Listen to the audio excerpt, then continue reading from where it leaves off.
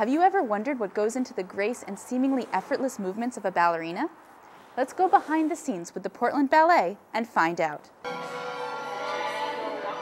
The thrill of a leap, the suspense of a pirouette. Dancers bringing exciting choreography to life with effortless precision. That's what packs the house for performance after performance at the Portland Ballet. But even the youngest dancers here have been training for a lifetime before they grace the stage. I was dancing before I even knew what dance was. I heard music, I would dance. I wouldn't hear music, I would dance. The Portland Ballet Company School accepts students as young as 3 years old. The first years are spent building strength and flexibility.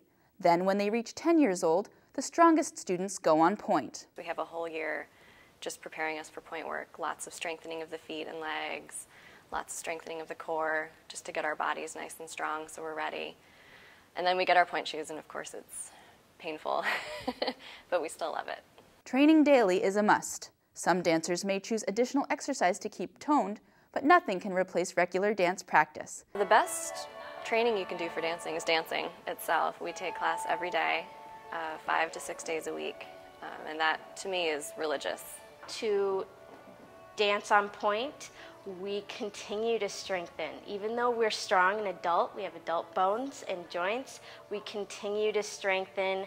That's why we take class every day, technique class, to make sure that all of our strength and flexibility is maintained. Strength and flexibility that's highlighted by spectacular choreography. Nell Shipman, choreographer for the Portland Ballet, is responsible for the movement that makes up each performance. Music inspires me. Being a dancer, I can get inside the music, and I like to think that I become one with the music. I guess it's two parts. I guess I hear the music, and then I sit and imagine, and then I get up and decide what the human body can actually do. And the human body can do amazing things. Amazing things that dancers put long hours of training into achieving. But for even the most skilled, class and rehearsal are often just the beginning of the workday. All along the way until I got to Portland Ballet, I had other jobs to help support my dancing. We can't always subsist on just what we make dancing, so a lot of us have second, third jobs, and I bartend and waitress at Rosie's. That kind of keeps your feet on the ground.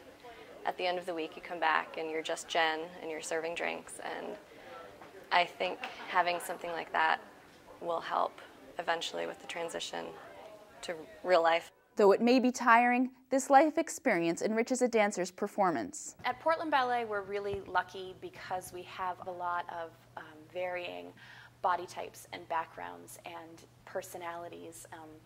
So it's extremely fulfilling to work with these amazing people who just give everything they have in the studio.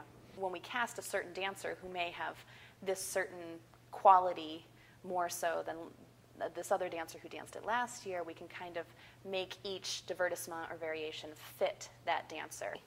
And you as a person, so much of you goes into your character, I think, and every day we change daily.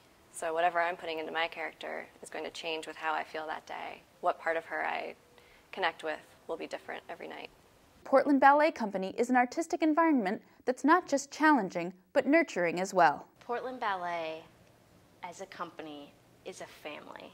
We are all very close. We work well together, and Jeannie O'Brien is wonderful to work for. It's actually very refreshing because she does care about her dancers in and out of the studio, on and off stage. It's a great group of people. Very low drama, which is rare for a ballet company.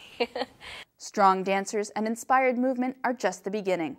But so many more elements go into creating a final performance that's a feast for the eyes and ears. You get the art, the sets, the costuming, you get the acting, you get the music, and then you get the motion and emotion from these bodies.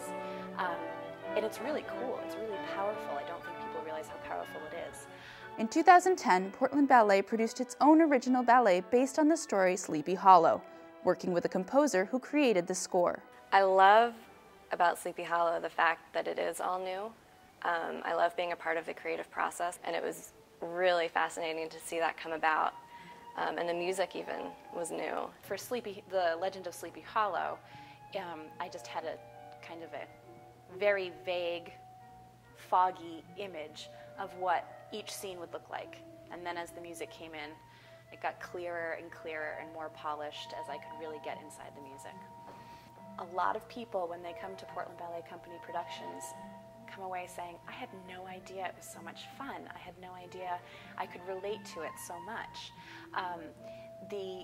Just the feeling you get from being in a dance performance when it just blows off the stage and washes over the audience is truly amazing. Equally amazing is what's absent from the stage. Any trace of the effort going into the performance has been erased.